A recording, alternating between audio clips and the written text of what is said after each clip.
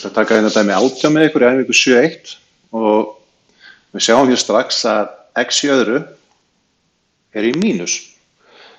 Þetta veldur oft svona smá erfiðleikum en það er kannski bara þægilegra að breyta öllum jafnar formerkjónum eða sem sagt færa þetta bara allt yfir á hægri hlið þannig séð. Ég ætla að sýna ykkur hvernig þetta virkar. Ef ég myndi færa 0 yfir á vinstri hlið þá held ég bara áfram að vera 0.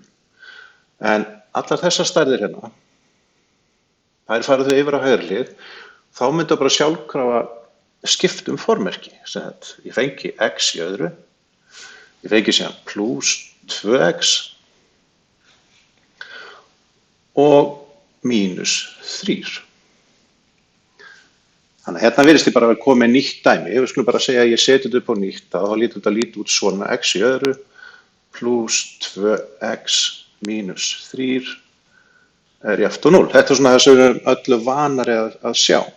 En ef ég ætla að þátta þetta sem þetta í 2 svega,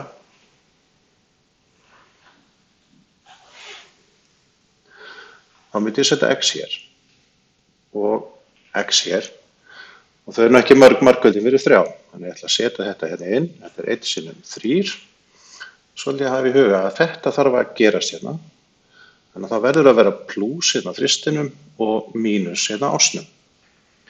Og til þess að komast að því hvað x-ið er, þá þarf þessi svigi að verða 0.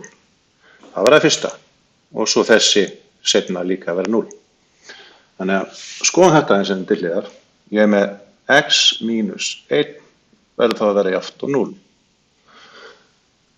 Ef ég skil x eftir hérna vinstra megin en færi mínus 1 yfir þá verður það 1. Þannig að ég kom með að x getur verið jafnt og 1. Í þessari seinni hérna þá er ég með x plus 3 þarf að vera 0. Og sama þar skilja x-ið eftir hérna vinstra megin en færi þennan plus 3 yfir og þá er hann mínus 3. Og þá er komið seinna svarið, x er jafnt og mínus 3. Þá er þetta dæmi búið.